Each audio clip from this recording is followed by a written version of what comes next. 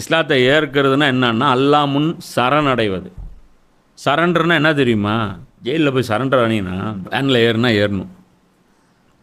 6 மணிக்கு லத்தியில் அப்படி தட்டி விட்டாங்கன்னா முழிச்சிக்கணும். இங்கே உட்காந்து தூங்குற மாதிரிலாம் தூங்க முடியாது. 6 மணிக்கு லைனாக அட்டண்டன்ஸு எடுத்துருவாங்க. 5 மணின்னு நினைக்கிறேன் அதுக்கு முன்னாடியே. ஏன்னா நைட்டு எத்தனை பேர் உள்ளே இருந்தீங்களோ, வெளியே இருக்கீங்களா, இல்லை அந்த பக்கமாக எங்கேயா போயிட்டீங்களா, அதெல்லாம் கணக்கு பார்க்கணும். புரியுதா? எழுப்புவாங்க. புரியுதா? கொடுக்குற வேலை செஞ்சாகணும். இதான் சரணடைஞ்சது. அதாவது சரணடைஞ்சு அல்லாஹ் சொல்கிறதெல்லாம் செஞ்சாகணும். அப்போது நம்ம கிறிஸ்தவ சகோதரர்களை பார்த்து நீங்கள் ஏன் இன்னும் இஸ்லாத்தை ஏற்றுக்காமல் இருக்கீங்க, எங்கள்கிட்ட தான் பியூரான வேதம் இருக்குல்ல அப்படின்னா, வேதத்துக்கெல்லாம் இஸ்லாத்தை ஏற்றுக்க முடியாது. வேதத்தை ஃபாலோ பண்ணி ரசூல் காட்டணும். அதுதான், அப்போ தான் இஸ்லாத்துக்கு ஏற்ற முடியும். இன்றைக்கி நாமளே இஸ்லாத்தை ஏற்றுக்கிறதுக்கு தயாராக இல்லை. ஏன்னா நம்ம இஸ்லாமும் வேறு. நாம் ஒரிஜினல் இஸ்லாத்தை எப்போ திரும்ப ஏற்றுக்குவோம்?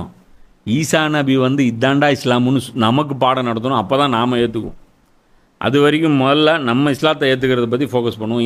இந்த சூப்பர் முஸ்லீமுடைய இந்த சேனலுடைய மக்சதே என்ன அப்படின்னா, முஸ்லீம்களை இஸ்லாத்திற்கு அழைத்து வருவது. இது நோட் பண்ணிக்கங்க. முஸ்லீம்களை இஸ்லாத்துக்கு அழைத்து வருவது. நீங்கள் முஸ்லீம்னு கிளைம் நீங்கள் பண்ணிக்கிறீங்க, ஆனால் நீங்கள் முஸ்லீம் கிடையாது. இஸ்லாமுங்கிறது இதெல்லாம் தான். இதுக்குள்ளே நீங்கள் வாங்க, அதுக்கப்புறம் நீங்கள் மற்றவங்கள பற்றியெல்லாம், இஸ்லாத்தை பற்றியெல்லாம் நீங்கள் பேசலாம்.